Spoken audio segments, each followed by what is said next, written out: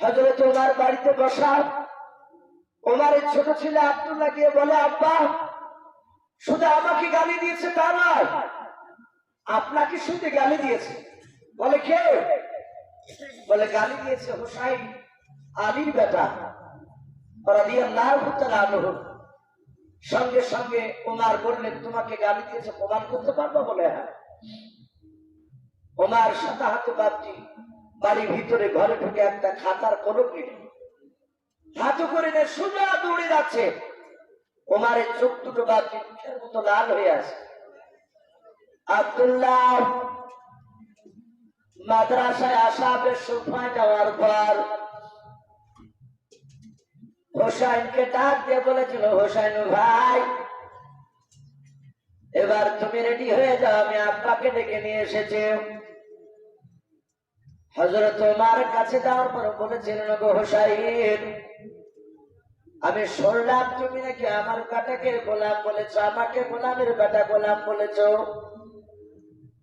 আমার বাপ বেটা দুজনে কি তুমি গালি দিয়েছ নাকি হোসাইন? যারা ইমানদার হয়, আল্লাহওয়ালা হয়, তারা বাবা পৃথিবীর বাপটি কোন শক্তিকে ভয় পায় না। জোরে বলুন সুবহানাল্লাহ। আপনারা অনেকেই বাপটি জানেন না, প্রায় 2 মাস বাপটি পার হতে চলল।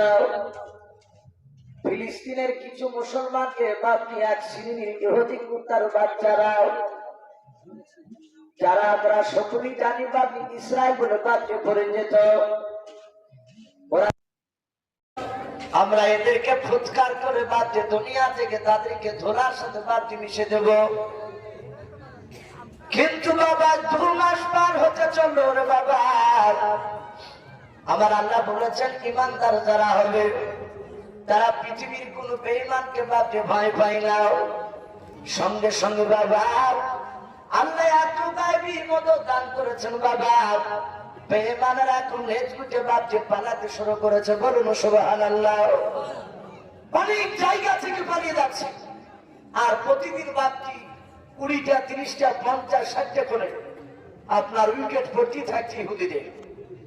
এরা আবার আপোষ করতে চাইছে যে আমরা আর যুদ্ধ চাই না।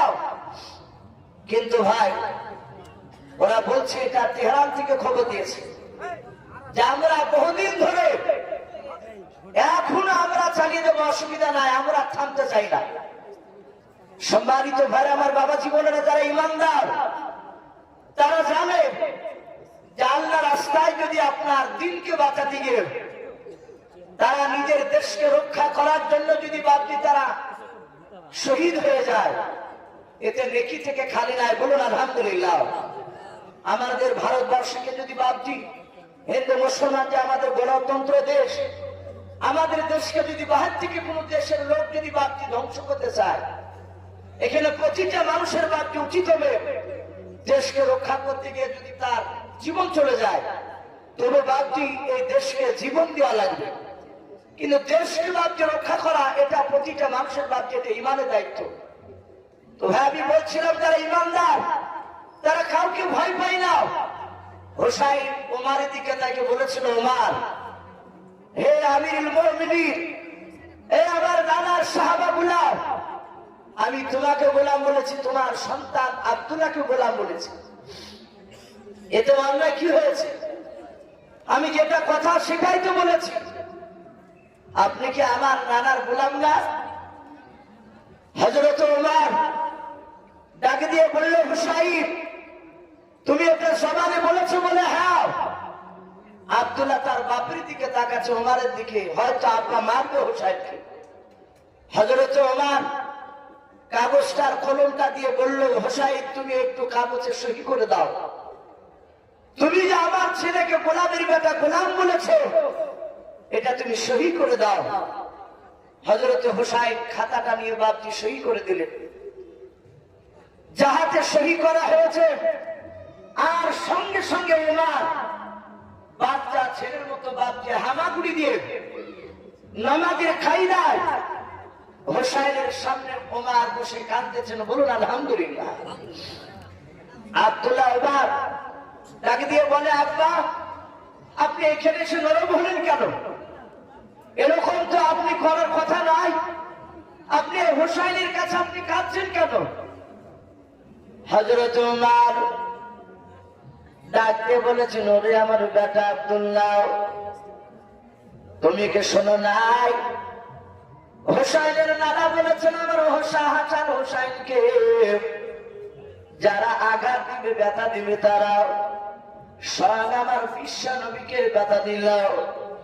আর যারা মহব্বত করবে হাসান হোসাইনকে, তারা স্বয়ং নবীকে মহব্বত করল। ওরে আমার আব্দুল্লাহ, জানি না আল্লাহ দরবারে কতটা দামি হতে পেরেছে আমরা। এই আব্দুল্লাহ শুনে নাও, কিয়ামতের ময়দানে যেদিন কোটি কোটি মানুষের সমাগম হবে, সেই দিনটা শুনে নাও, আমার হোসেন যদি একটি বার যদি আল্লাহর কাছে বলো, মাওলা, হযরত উমর আমার নানার গোলাম ছিলেন, আর সেই গোলামের বেটা তুমি আব্দুল্লাহ ছিলাও। ওরে আমার আব্দুল্লাহ,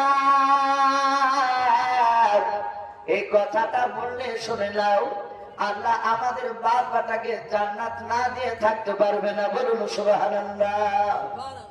সব বাড়িতে ভাইয়ের আমার বাবা বলে না, এ ছিল মহব্বত। নবীর সাহাবা উমর প্রতিটা কাজের আপনার রাসূলের কথার দিকে মহব্বত করতে, তাই তো বাকি সাহাবারা দাবি হতে পেরেছে। আজ আমরা বাকি ভরি ভরি আল্লাহ রাসূলের কথা শুনি, সাহাবাদের কথা শুনি, কিন্তু বাকি আমরা জীবনে বাকি আমল করি না। আর রাসূলের সাহাবারা নবীর কথা বা সামি'না ওয়া আতা'না, রাসূলের সাহাবারা বাকির সাথে হাতে নবীর কথা শোনার সাথে হাতে সঙ্গে সঙ্গে রহমতের নবী আমার জনাবে মুহাম্মদ রাসূলুল্লাহর কথাগুলো সাহাবারা একেবারে মানার জন্য বাকি রেডি হয়ে থাকতে। তাই তো বাকি সাহাবারা দামি হয়েছিলেন। আমি আরেকবার বলবো ভাই, একটু সামনের দিকে তাকায়, আমরা ফাঁকা জায়গা রাখবো না। যারা ওই রাস্তার উপরে ভাই কিছু ছেলেকে দেখছি ভাই, ওই পেছাব ফিরার মতো করে দাঁড় বসে আছো ভাই, একটু এসে শোনা, একটু জমে সুন্নাত তরিকায় বসে যায়। মুফতি সাহেব বলেছে, মুরগির ডিম যদি মুরগির সাইডে বেড়ে গেলে সেই ডিমটা ঘোলা হয়ে যায়। আমরা জানি না আল্লাহ দরবার আজকে এই টিকটিকি পড়ার, কলিয়া পড়ার যে জালসা, এই আল্লাহ দরবার কবুল হবে কিনা, কিন্তু আশা রাখছি আল্লাহ হয়তো আমাদের এই জালসাকে আজ কবুল করে নেবেন। বলুন আল্লাহুম্মা আমিন। যদি কবুল করে নেয় আলহামদুলিল্লাহ, এটাই জান্নাত, এটাই যথেষ্ট হয়ে দাঁড়িয়ে যাবে। ভাই আমি আপনাদের সকলকে বলবো, নবী সুন্নাতের দিকে বাপটি একটু আমল করে। আমার বিশ্ব নবী দরদি নবী দুনিয়ার বুকে এক না দুই নাই, নবীজির সুন্নাতকে বাপটি উম্মতিদের কাছে এই জিন্দা করার জন্য নবী আমার দুনিয়ার বুকে বাপটি 23 বছর কেঁদেছিলেন। বলুন আলহামদুলিল্লাহ। কত বছর বললাম ভাই? 23 বছর নবী আমার দুনিয়ার বুকে বাপটি এই নবীর সুন্নাতকে জিন্দা করার জন্য। কারণ নবীর সুন্নাতকে জিন্দা না করলে তো জান্নাত পাওয়া যাবে না। আপনি ডাইরেক্ট নবীকে ছেড়ে দিয়ে নবীর সুন্নাত বাদ দিয়ে যদি শুধু ফরজই পড়ে, ফরজটা কি মানলেন, আপনি জান্নাত দিতে পারবেন ভাই? এ হচ্ছে আল্লাহ কোরআনে বলেছে। আল্লাহ কোরআনে বলছেন, কুল ইন কুনতুম তুহিব্বুনাল্লাহ ফাত্তাবিউনি। আল্লাহ রাব্বুল আলামিন বলছেন, হে নবী আপনি বলুন, আমার সান্নিধ্য লাভ করতে হলে, আমার জান্নাত যদি নিতে হয়, তাহলে ফাত্তাবিউনি, হে নবী যেন আপনার ইত্তেবা অনুসরণ করে যেন চলে। আর যদি আপনার কথা মোতাবেক চলে, তাহলে ইহুবিকুমুল্লাহ, আমি আল্লাহ, আমি তাদেরকে ভালোবাসবো। বলুন আলহামদুলিল্লাহ। শুধু ভালোই নয়, ওয়াগফির লাকুম যুনুবাকুম, আমি তাদের গুনাহগুলোকে পর্যন্ত আমি ক্ষমা করে দেব। আল্লাহ কোরআনে বলছেন, নবীর সুন্নাতকে না মানলে জান্নাত পাওয়া বাপটি সম্ভব নয়। আমার বিশ্ব নবী দুনিয়ার বুকে 63 বছর বেঁচে ছিলেন, তার মধ্যে থেকে রাসূল মাত্র 23 বছর মানুষের দ্বারে দ্বারে বাপটি মার খেয়েছে। আমার দরদি নবী প্রতিটা মানুষের কাছে কলমার দাওয়াত দিতে গিয়েছে, নবীকে ধরে মেরেছে, কিন্তু বাপটি নবী আমাদের দুনিয়ার বুকে জমি জায়গার জন্য মার খাই নাই, কোন নারীর জন্য বাপটি মার খাই নাই। একটু খেয়েছে জোরে বলে?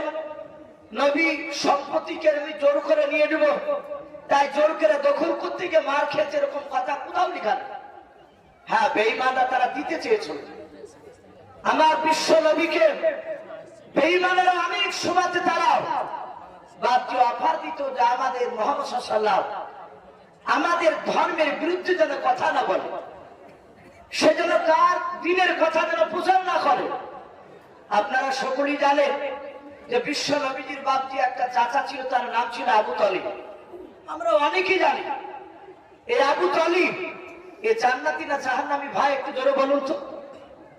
রাসূলের চাচা আবু তালিব জাহান্নামী, অথচ নবীজির চাচা আবু তালিব নবীকে এত ভালোবাসতেন। কেতাবে লিখছে আবু বকর নয়, নবীজি বলছেন আমাকে আবু তালিব এত ভালোবাসতো, আমার আবু তালিব যতদিন বেঁচে ছিলেন নবীজি নবুয়তে দাওয়াত দিতে গিয়ে আমার আবু তালিব বেঁচে থাকা অবস্থায় আমার বিশ্ব নবীকে বাদটি বেঈমানেরা মারতে পারত না। আবু তালিব কাছে গেলি তারা পালিয়ে যেত। কেতাবে লিখেছে সেই আবু তালিব আমার বিশ্ব নবী যখন প্রথম দিনের দাওয়াত দিছিলেন, মাত্র বিশ্ব নবীর মাত্র 14 দিন হয়েছে কলেমার দাওয়াত দেওয়া, সবে মাত্র বাকি 14 দিন। আর ওই সময় রাসূল সাল্লাল্লাহু আলাইহি ওয়াসাল্লাম তিনি মক্কা নগরে বাকি কলেমার দাওয়াত দিছিলেন। বেশ কিছু মানুষ বাকি বসেছিল। আমাদের দেখবেন জামাত তাবলীগে রাখায় বহু জায়গায় তাবলীগ জামাতে লোকেরা যায়, যাওয়ার পরে চায়ের দোকানে কিছু যুবক ছেলে বয়স্ক লোক এক জায়গায় থাকলি তাদেরকে বাপজি দিনের দাওয়াত দেয়, দেয় না? নামাজের কথা বলো। নবীজি আমার কলেমার দাওয়াত দিছিলেন, আর সঙ্গে সঙ্গে আবু সাহেল, উতবা, সাইবা, আবুল আহাব, আবু সুফিয়ান, এই কুখ্যাত বাপজি বেঈমানেরা 6টা নেতা তারা ছুটে গিয়ে মুহাম্মদ সাল্লাল্লাহু আলাইহি ওয়াসাল্লামকে বারণ করেছিল, ভাতিজা তুমি আজ অতি বড় বেড়ে গিয়েছো, আজ 1, 2, 3, 4 করে আজ 14 দিন হতে চললো তুমি আমাদের বাপ দাদার ধর্মের বিরুদ্ধে কথা বলে বেড়াচ্ছ। ভাতিজা আগামী কাল থেকে সাবধান করে দিচ্ছে, আর এই নতুন দিনের দাওয়াত যেন দিতে আসবে না। আল্লাহ রাসূলকে বাপজি তাড়িয়ে দিল। নবী ওখান থেকে বাপজি চলে গেলেন বাড়ি। আর ওই সময় নবীজির সেই চাচা আবু তালিব, যে লোকটা রাসূলকে এত ভালোবাসার পরেও নবী কিন্তু সুন্নাতের উপর আমল করেনি, সে আবু তালিব নেতা রাস্তা দিয়ে যাচ্ছিল।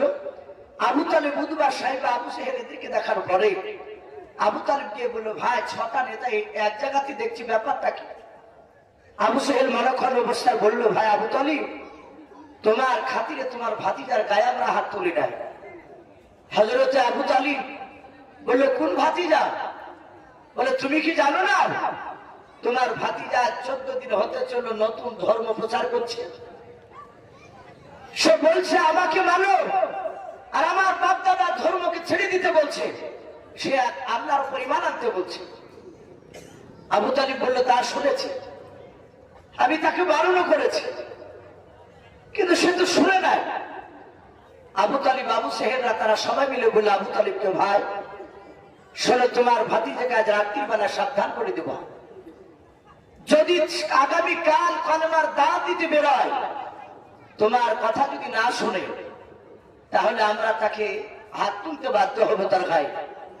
এই আবু তালিব, তোমার ভাতিজা যদি কথাগুলো যদি মেনে নেয়, তাহলে গোটা মক্কার তরফ থেকে তোমার ভাতিজাকে 3টে উপহার দেওয়া হলো। 1 নম্বর উপহার, গোটা আরবের মধ্যে উচ্চ সম্মানের অধিকারী করা হবে। 2 নাম্বার, শুনে নাও, মক্কার যেই খেজুরের বাগানটা তোমার ভাতিজা চাইবে, সে বাগানটা তাকে পাই দেওয়া হবে। 3 নাম্বার, শুনে নাও, তোমার ভাতিজাকে 200টা মুঠো হৃষ্টপুষ্ট উট দেওয়া হবে। এগুলো যদি তোমার ভাতিজা পেয়ে যায়, আশা করি আর কিছু দরকার নেই। আমার মনে হয় তোমার ভাতিজা মোটা অঙ্কের টাকা নেওয়ার জন্য এইভাবে তোমার ভাতিজার কথা মনে বলে প্রচার করে বেড়াচ্ছে। আবু তালিব বলল, ভাই আমি বাড়ি থেকে আজ রাত্রিবেলায় তাকে বারণ করব, আমি বুঝাবো, আশা করি আমার কথা একটু সাথ দিলে হয়তো সে মেনে নেবে। আমাকে তো সে গার্জেন বলে মানে। আবু তালিব বাড়ি যাওয়ার পর রাত্রিবেলা তার বিবিকে ডেকে বলছে, বিবি শুনে নাও, তুমি একটা বাসনে খাবার খোলো, দুজনা। বলে, কেন? বলে আমি আর আমার ভাতিজা বহুদিন একসঙ্গে খাবার খাই নাই, তাই একসঙ্গে আমরা খাবার খাবো। তোমার এ বাসনে দুটো মানুষের খাবার খোলো। আবু তালিব রাসূলের চাচা, নবীজির চাচা আবু তালিব নবীর বিয়ে দেওয়ার আগ পর্যন্ত একই বাসনে তারা খাবার খেতেন। চাচা ভাতিজায় বলুন আলহামদুলিল্লাহ। সেই আবু তালিব বলেছিল, বিবি অনেকদিন আমার ভাতিজার সাথে খাবার খাই না, খাবারটা বেশি করে খোলো। খাবার বেশি খোলা হলো। আমার বিশ্ব নবী দরদী নবীকে ডাক দিয়েছেন আবু তালিব। নবী আসলে আসার পর আবু তালিব চিন্তা করছে, প্রথমে যদি বলি যে বাবা তুমি আর দিনের দাওয়াত আগামী কাল থেকে আর দিও না, তাহলে হয়তো আমার ভাতিজা খাবার খাবে না।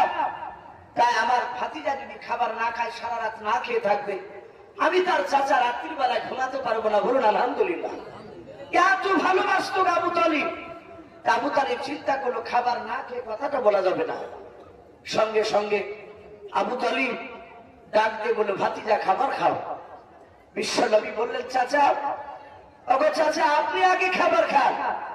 চাচা আপনি জানেন যে আপনার ভাতিজা আপনি আগে না খালে খাবার খাবে না। বলুন আলহামদুলিল্লাহ। যাহাতে নবী বলেছেন, চাচা আপনি খাবার না খেলে আমি খাবার খাবো না।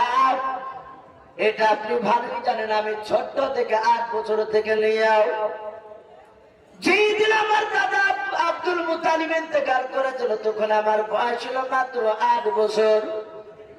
ওগো চাচা 8 বছর থেকে নিয়ে আপনি 40 বছর পর্যন্ত নাই, আমার 25 বছর বয়স পর্যন্ত চাচা একই বাসনে খাবার খেতাম, আপনি আর আমি দুজনাই। ওগো চাচা আপনি দেখেছেন, আপনি আগে খাবার না তুলে আমি খাবার খাইলাম। আবু তালিবের বাপটি 2 চোখের কোনা দিয়ে পানি গড়তে লাগলো। আল্লাহ নবীজির চেহারার দিকে চেয়ে বাপটি ফুপড়ে ফুপড়ে আবু তালিব কান্না করতে লাগলো। আল্লাহর নবী বলে, চাচা আপনাকে তো আমি এমন কোন আঘাতের কথা বলি নাই, শুধু বলেছে চাচা আপনি আগে খাবার না খেলে আমি খাবার খাবো না। ওগো চাচা আপনি কেন কান্না করেছেন, আমার দিকে চেয়ে চেয়ে বলেন। আবু তালিব দেখলার না বলে থাকতে পারা যায় না, ডাক দিয়ে বলেছিল, ভাতিজাও শুনে নাও। ওরে ভাতিজাও, আজ আবু জেহেলের সাথে আমার দেখা হয়েছিল। নবী বলেন, আমারও দেখা হয়েছিল। বলে তোমাকে কি বলেছে? বলে কলমার দাঁত দিতে বারণ করেছে। ওগো আমার ভাতিজা আমাকে বলেছে তুমি আর আগামীকাল থেকে কলমার দাঁত দিবা না। ওগো ভাতিজা যদি তুমি কলমার দাওয়াত দিতে যাও আর তোমাকে ওই আবু জেহেলের লোকেরা মারবে আর তোমাকে ছেড়ে রাখবে না। আমার বিশ্ব নবী বলেন, চাচা আপনি কি বলতে চান? বলো ভাতিজাও, যখন মক্কার বেঈমানের আবু জেহেল ওদমা সাহেবারাও যখন আমার সামনে বলো তোমাকে মারবো, ওরে আমার ভাতিজা সে সময় মনে হচ্ছিল আসমান ভেঙে আমার মাথাতে পড়ে যাবে। ওগো আমার ভাতিজা আমি তোমার হাত দুখানা জুড়ে ধরি, বলি বাবা ওদের মতিগতি ভালো দেখতে গেলাম না, ওরা তোমাকে মারবে আর কলমার দাঁত তুমি দিও না। ওগো আমার ভাতিজা তুমি কলমার দাঁত যদি দেওয়া বন্ধ করে দাও তোমাকে 3টে উপহার দেবে। আল্লাহর নবীর সামনে 3টে উপহারের কথা বললেন। নবী আমার ডাক দিয়ে বলেন, ওগো চাচা আর কিছু বলেছে? বলে নাও। বলে চাচা শুনে নেন, এই 3টা উপহার কেন গোটা পৃথিবীর ধন সম্পদ যদি আমাকে দিয়ে নেন।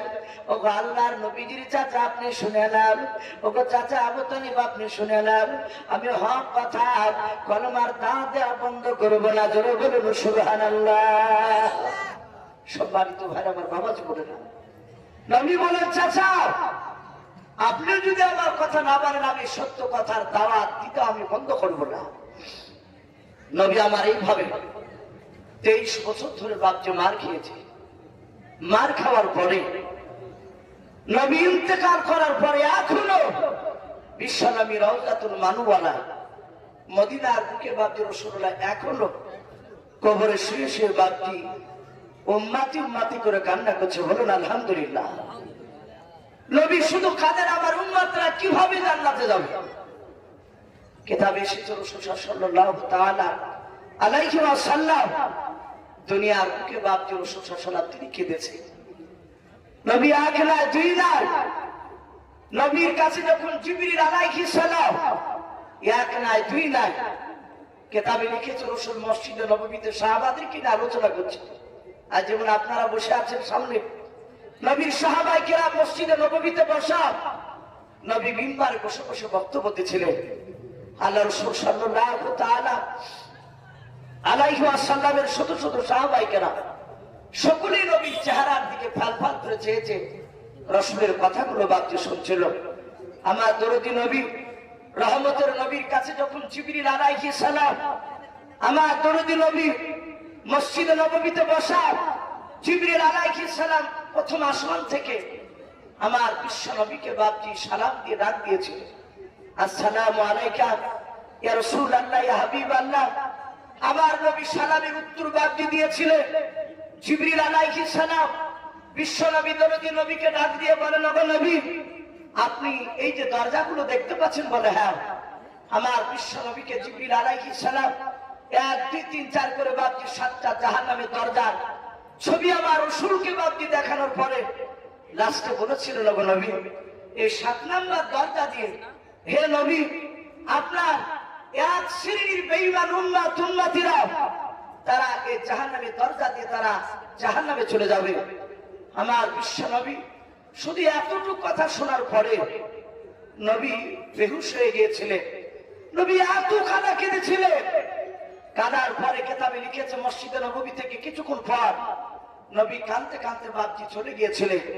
নবী 3 দিন ধরে বাপজি মরুভূমির ময়দানে একটি গুহার ভিতরে রাসূল সাল্লাল্লাহু তাআলা আলাইহি ওয়াসাল্লাম তিনি কেঁদেছিলেন। ভাই, আমার বলার উদ্দেশ্য এই, আমার বিশ্ব নবী শুধু কাঁদছিলেন, ওগো মালিক, আমার উম্মতিরা জাহান্নামে যাবে, আমি নবী জান্নাতে থেকে আমি সহ্য করতে পারবো না। ওগো মাওলা, তুমি আমার উম্মতদেরকে জাহান্নাম থেকে তুমি তাদেরকে জান্নাতে দিয়ে দাও। সম্মানিত ভাই, আমার বাবা জীবনেরা, আমার বিশ্ব নবী কেঁদেছে আমার উম্মতিরা তারা যেন জাহান্নামে না যায়। সম্মানিত ভাই, আমার বাবা জীবনেরা, আমার বিশ্ব নবী মেরাজের রাত্রিতে জান্নাত দেখেছে, জাহান্নাম দেখেছে। জাহান্নামে যখন বাপজি আগুন দেখলে, জাহান্নামের ভয়ঙ্কর আগুন, আমার বিশ্ব নবী বলেন, আমি জাহান্নামে যাওয়ার পরে দেখলাম একজন ফেরেশতা উনি আগুনকে ফু দিয়ে দিয়ে বাপজি চমকাচ্ছে। কিতাবে লিখছে ওই ফেরেশতার নাম হযরতে মালিক আলাইহিস সালাম। বলুন আলহামদুলিল্লাহ। উনি এত বড় জাহান্নামের বাপজি ফেরেশতা, ওনার জীবনীতে লিখেছে রাসূল বলেছে মালিক আলাইহিস সালাম এত বড় ফেরেশতা, তার বাম দিকের কাঁধ থেকে ডান দিকের কাঁধে যেতে বাপজি হেঁটে নয়, একটা ঘোড়ায় চেপে হিষ্টপিষ্ট ঘোড়ায় চেপে যেতে 750 বছর সময় লাগবে। বলুন সুবহানাল্লাহ। তাহলে এত বড় বাপজি চাউড়া সেই ফেরেশতা বাপজি আগুনের কাছে রাসূলকে বাপজি নিয়ে গেলে দেখালেন আগুনকে বাপজি কালো ছিক করে ফেলাচ্ছে। নবী বললেন, ওগো জিবরিল ভাই, এই আগুনটা কার জন্য? বলে আগুনটা জাহান্নামী মানুষের জন্য। নবী আমার জাহান্নাম বাপজি দেখে আসলে, দেখে আসার পর সেখানে দেখলেন নারী আর পুরুষ অনেকেই বাপজি জাহান্নামের আগুনে বাপজি তারা শাস্তি ভোগ হচ্ছে, তারা আযাব খাচ্ছে। আযাবে তারা এত চিৎকার করছে। আমার বিশ্ব নবী সেখান থেকে বাপজি ফিরে আসলে, আসার পর মসজিদে মক্কা নগরে সাহাবাদের সামনে আলোচনা করলে, সাহাবারা সবাই শুনলে। আমার বিশ্ব নবী সেখান থেকে গিয়ে বাড়িতে গিয়ে নবীজির অর্ধাঙ্গিনী বিবি, আমরা সকলেই জানি নবীর প্রথম স্ত্রীর নাম ছিল খাদিজাতুল কুবরা রাদিয়াল্লাহু তাআলা আনহা। এই খাদিজাতুল কুবরার কাছে বিশ্ব নবী দরদি নবী আমার ডাক দিয়ে বলছেন, খাদিজা, আমি জাহান্নামের আগুন দেখে আসলাম। ওরে খাদিজা, পৃথিবীর মানুষ যদি জাহান্নামের আগুনকে সচক্ষে দিয়ে দেখতো, পৃথিবীর মানুষ সবাই মাজুন হয়ে যেত, পাগল হয়ে যেত, দুনিয়ার কোন দিকে তাকাতো না। সে জাহান্নামের আগুন থেকে বাঁচার জন্য তারা ছোটাছুটি করতো। হে আমার খাদিজা, তুমি সাবধান হয়ে যাও, তুমি ভেবে নাও যে আমার স্বামী পয়গম্বর রাসূল বলে হয়তো আমার কবরে কিছু হবে না, আমার সাথে হয়তো জাহান্নামের আগুন আমাকে স্পর্শ করবে না। এইরকম ধারণা খাদিজা কখনোই তুমি বেরে না আনবা না। আমার বিশ্ব নবীর মুখ থেকে জাহান্নামের কথা সব বাণীগুলো বাদ দিয়ে রাসূল সাল্লাল্লাহু আলাইহি ওয়াসাল্লাম তা দেখেছিলেন। খাদিজার সামনে বাপজি আলোচনা করলেন। আমরা সকলেই জানি যে খাদিজাতুল কুবরা রাদিয়াল্লাহু তাআলা আনহার ব্যাপারে বিশ্বনবী বলেছেন, দুনিয়ার বুকে জান্নাতি আপনার খুশখবরি জান্নাতের সার্টিফাই নারী আর পুরুষ মিলে বাপজি 10 জনের ব্যক্তির নাম রাসূলুল্লাহ করেছিলেন। বলুন আলহামদুলিল্লাহ। তার মধ্যে থেকে বাপজি এই নারীদের মধ্যে থেকে খাদিজাতুল কুবরা উনি একজন।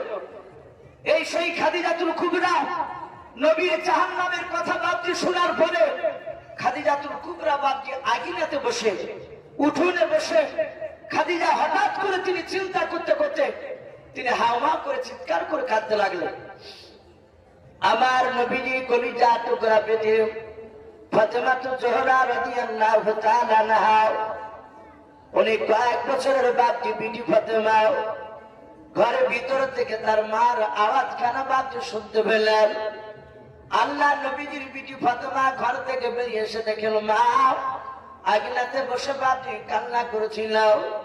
নবীজির কলিজা টুকরা পিটি দৌড়ে এসে বলে মা তুমি হঠাৎ করে কেন চিৎকার করে কেন কান্না করেছো বলো।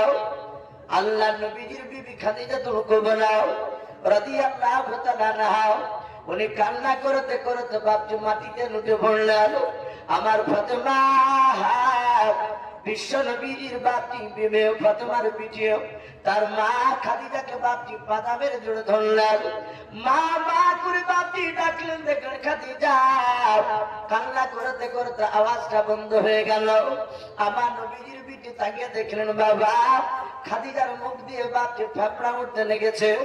আল্লাহর দরদি নবী জনাবে মুহাম্মদ রাসূলুল্লাহ সাল্লাল্লাহু তাআলা আলাইহি ওয়াসাল্লাম বিশ্ব নবীজির বিটি ফাতেমা কয়েকবার নাড়ানাড়ি করে ডাকলেন, হাত পা দুখানা বাপজি ধরলেন।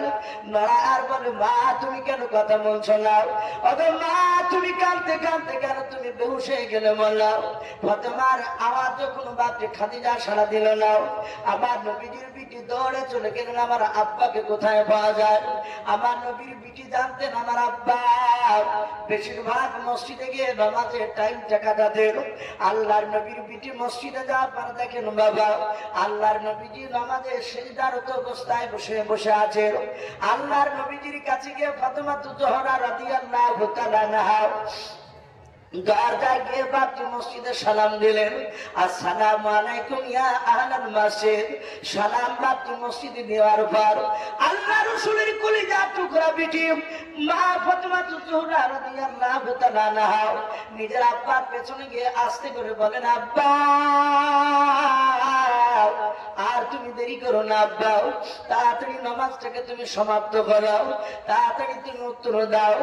আল্লাহর নবীর কলিজা টুকরা বিটি ফাতেমা জোহরা রাদিয়াল্লাহু তাআলা আনহার যখন বাপজি গলার আওয়াজটা কানে পৌঁছালো আমার দরদি নবী রহমতের নবী আমার ফাতেমা জোহরা রাদিয়াল্লাহু তাআলা আনহাকে বাপজি এত ভালোবাসতেন বাবা। আমার নবীজি ফাতেমার কান্না বাপজি সহ্য করতে পারতেন না। আল্লাহর নবীজি তাড়াতাড়ি নামাজ বাপজি ডান দিকে বাম দিকে সালাম ফিরে বাবা নামাজ শেষ করার পর বলেন বেটি ফাতেমা কেন তুমি আমাকে ডাক দিয়েছো বলো। আল্লাহর নবীজির বিটি ফাতেমা ডাক দিয়ে বলেন আব্বা আমার মনে হয় এতক্ষণ মার পৃথিবীর বুকে বেঁচে নাই। আল্লাহর নবী ডাক দিয়ে বলেছিলেন বিটি ফাতেমা তোমার মাকে আমি ভালো দেখে আসলাম, তোমার মার কি হয়েছে বলো।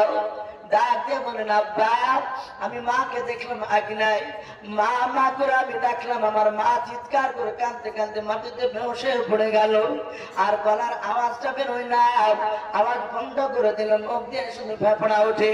ওগো আমার মা নয় আব্বা আপনি তাড়াতাড়ি চলুন, আমার মা যদি ইন্তেকাল করে যায় আমি কাকে মা বলে ডাকবার কে আমাকে কোলে নেবে। ভাইরা আমার বাবা জীবনেরা যার ছোট্টবেলায় জন্ম দুঃখিনী বাপটি মা হারিয়ে গিয়েছে, যাদের বাপটি আব্বা বেঁচে নাই, মা বেঁচে নাই, তারা জানে বাপটি বাপ মা কত বড় মূল্যবান। আমার হযরত ফাতেমাতুজ জোহরা রাদিয়াল্লাহু তাআলা আনহা ডাক দিয়ে বলেন, আব্বা জান, আমার মা যদি ইন্তেকাল করে যায়, কাকে আমি মা বলে ডাকবার, কে আমাকে কোলে নেবে? ও আব্বা, তাড়াতাড়ি তুমি চলাও। আল্লাহর দরদি নবী আমার ফাতেমার হাত ওখানে ধরে বাপ যে দৌড়ে চলে গেলেন।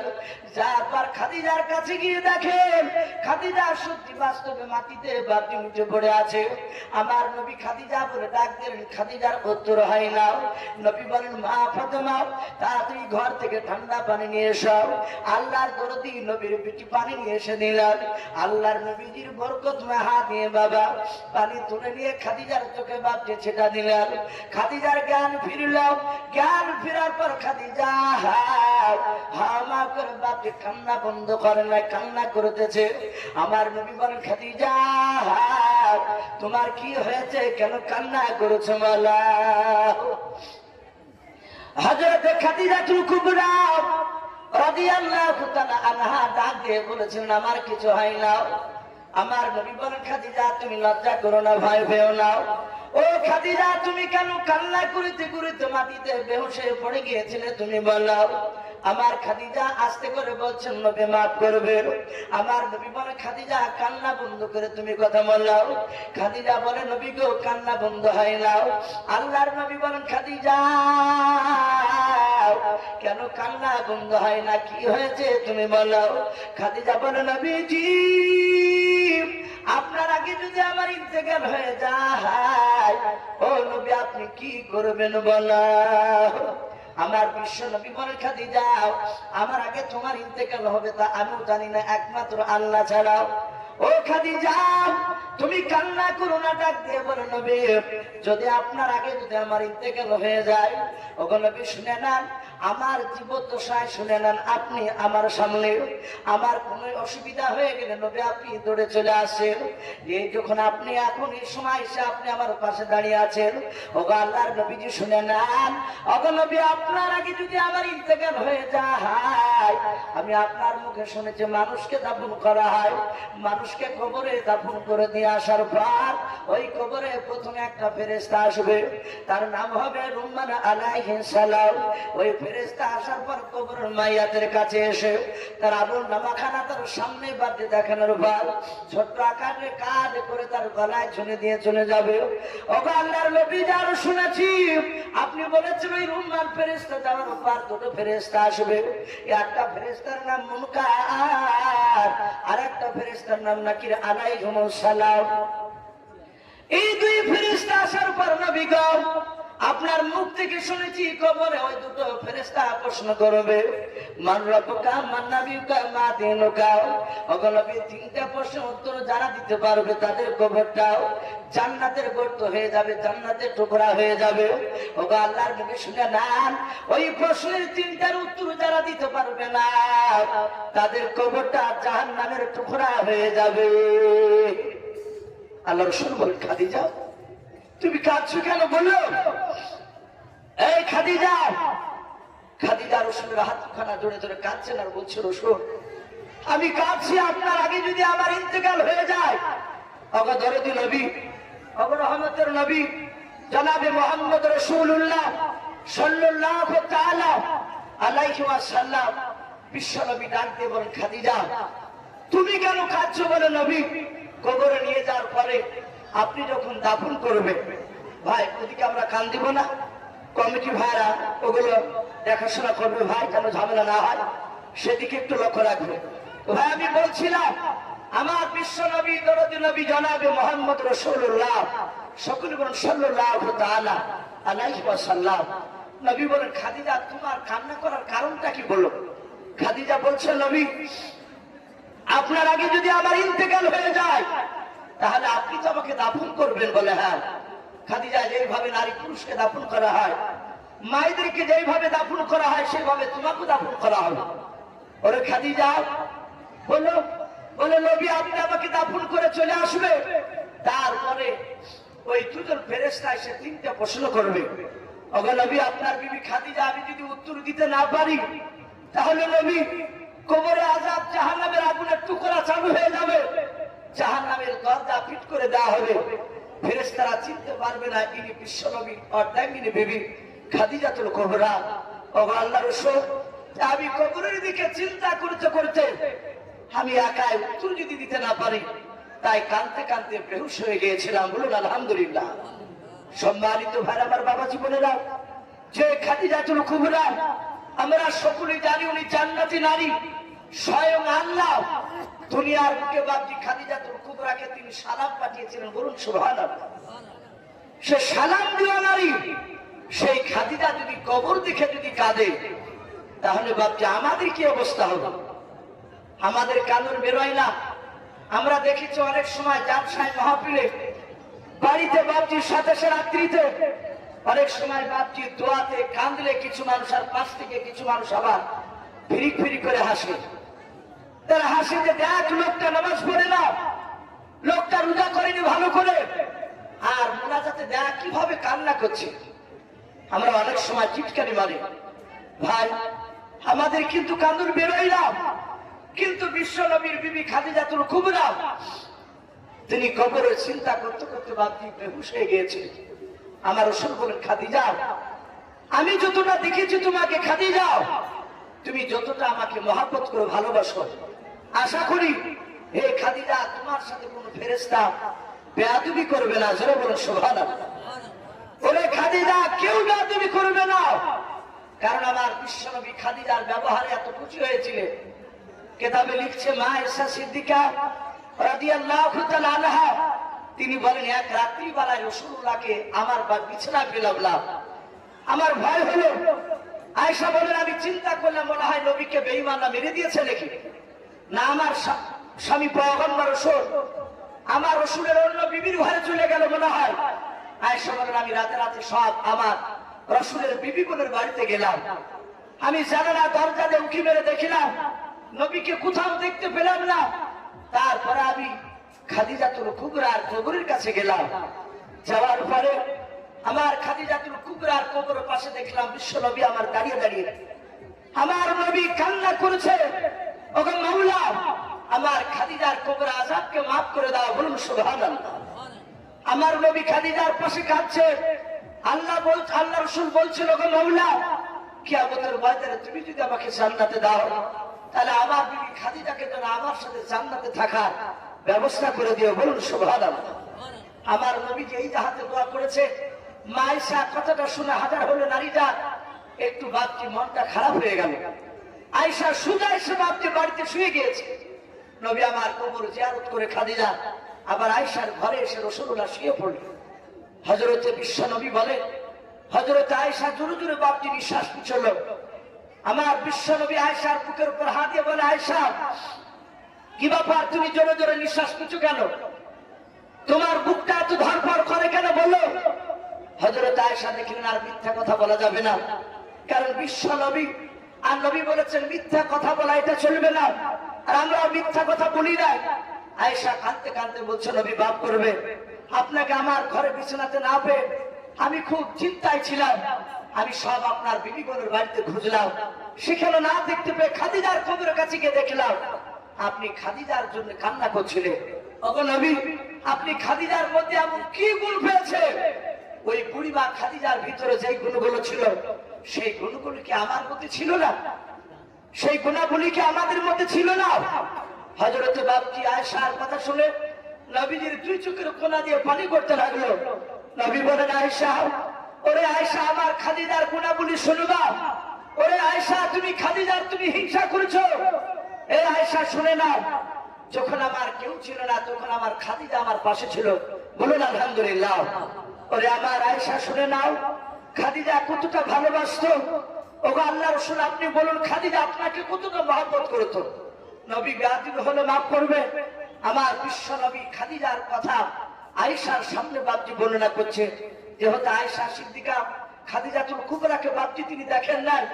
আমার বিশ্ব নবী বলেন, আয়েশা শুনে নাও, যেই দিনকে আমার খাদিজাতুল কুবরা দুনিয়ার বুক থেকে বাপজি বিদায় নিয়ে চলে যাবে, আমার নবী রহমতুল নবী বাপজি আমার তার বিবি খাদিজাতুল কুবরা যেদিন বাপজি ইন্তেকাল করবে তার আগে আমার বিশ্বনবী খাদিজাকে এইভাবে জড়ে ধরে আছে। খাদিজার মাথাটা নবীজির বাপজি কোলের উপরে। আমার বিশ্বনবী বিবি খাদিজা এটাও জানতে যে আমার বিশ্বনবীর পাশে বাপজি দাঁড়াতো আবু তালিব, কিন্তু আবু তালিব ইন্তেকাল করার পরে খাদিজা বাপজি রাসূলুল্লাহর পাশে দাঁড়িয়েছিলেন। কিন্তু খাদিজা যখন মৃত্যু সজ্জা ছটফট করছিল তখন সেই বছরটা নবীর এত কঠিন ছিল। আমার নবীর বিবি খাদিজা আমার বিশ্ব নবীর চেহারার দিকে চেয়ে কান্না করছে। আমার রাসূল বলেন, ওরে আয়েশা, আমি খাদিজা এইভাবে আমি ধরে আছি, খাদিজা আমার কোলের উপর মাথা দিয়ে আছে, আমি খাদিজার কপালে চুমা দিলাম, দেওয়ার পরে দেখলাম আমার খাদিজার দুই চোখের কোনা দিয়ে পানি পড়ছে। আমার বিশ্ব নবী বলেন, খাদিজা তুমি অমন করে কাঁদছো কেন? ওগো খাদিজা, আমার মনে হয় তোমার মৌতের যন্ত্রণা শুরু হয়েছে। ওগো খাদিজা, তুমি মনে হয় কষ্ট পাচ্ছ খুবই, তাই না? তুমি অমন করে আমার দিকে চেয়েছে কাঁদছো কেন বলো? হযরতে খাদিজাতুল কুবরা রাদিয়াল্লাহু তাআলা আনহা আল্লাহ নবীর চেহারার দিকে বাপজি আপনার ঠোঁট ফুলে ফুলে কাঁদছেন। আমার নবীজি আবার খাদিজার কপালে চুমা দিয়ে বলে, খাদিজা আর কান্না করো না, আমি তোমার পয়গম্বর রাসূল, আমি আল্লাহর কাছে দোয়া করেছি তোমার যেন একটু মওতের এই যে কষ্ট পাচ্ছে এটা যেন আল্লাহ যেন আসান করে দেয়। আমার নবীজির কথা শুনে বাবা আস্তে করে বলছেন, নবী গো, আমি মওতের যন্ত্রণায় কান্না করে নাই, বলুন সুবহানাল্লাহ। আমার নবী বলেন, খাদিজা তুমি কেন কান্না করেছো? মওতের যন্ত্রণায় তুমি কান্না করেছো না তো? আমার দিকে চেয়ে চেয়ে কেন অমন করে কাঁদছো বলো? খাদিজা আস্তে করে বলছেন, নবী আমার গলার আওয়াজটা জোরে বের হয় না। ওকে ধরে তো নবী আমার, নবী শুনে না, আপনার কানটা একটু আমার মুখের করে নিয়ে আসুন। আল্লাহর নবী বলেন, ওরে আয়েশা শুনে নাও, আমি খাদিজাতুল কুবরার আমি যখন মুখের করে কানটা নিয়ে গেলাম, আমার খাদিজা ডাক দিয়ে বলছেন, নবী গো, আমি কান্না করেছি আপনার ভবিষ্যতের দিকে লক্ষ্য করে, বলুন সুবহানাল্লাহ। আল্লাহর নবী বলেন, আয়েশা আমি খাদিজাকে জিজ্ঞাসা করলাম, ওরে খাদিজা তুমি আমার ভবিষ্যতের এমন কি চিন্তা করেছো, কেন কান্না করেছো মালাও? খাদিজা ডাক দিয়ে বলেছেন, নবী গো, ও আল্লাহর নবী আপনি কলমার দাওয়াত দিতে চলে যান। বলে, হ্যাঁ ও নবী, আপনি কলমার সারাদিন কলমার দাওয়াত দিয়ে রাত্রি বেলায়, কোনোদিন রাত্রি 12টায়, কোনোদিন রাত্রি 2টোর সময়, কোনোদিন রাত্রি 3টার সময় নবী আপনি কান্না করতে করতে মা রেখে রক্তাক্ত শরীর নিয়ে খাদিজার দরজার কাছে গিয়ে আপনি ডাক দিতেন, খাদিজা ও নবীজি, গত রাত্রি পর্যন্ত শুনে আনাল আপনার বিবি খাদিজাকে দ্বিতীয়বার ডাক দিতে হয় না, বলুন সুবহানাল্লাহ। ও আল্লাহর নবীজি আমি খাদিজা যদি ইন্তেকাল করে যায় নবী, আমি মনে হয় আর বেঁচে থাকবো না বেশি দিন। নবী গো, আমি কান্না করেছি আমি যদি ইন্তেকাল করে যাই, ও নবী শুনে না, আমি ইন্তেকাল করার পর আপনি আবার কলমার দাঁতি থেকে মার খাবেন, বেঈমানরা মারবে, মক্কার লোকেরা আপনাকে চিনতে পারবে না, মদিনার লোকেরা নবী আপনাকে সবাই চিনতে পারবে না, আপনাকে তারা অবুঝের মতো যখন তারা মারবে, আপনি রক্তাক্ত শুনে নিয়ে আসার পর আপনি খাদিজার দরজায় এসে ডাক দিবেন, খাদিজা খাদিজা বলে যখন ডাক দেবেন, এই খাদিজার ডাকের সাড়া আর পাবেন না। ওগো নবী, ওই সময় আপনাকে কি আদর করবে, কে আপনার পাশে দাঁড়াবে?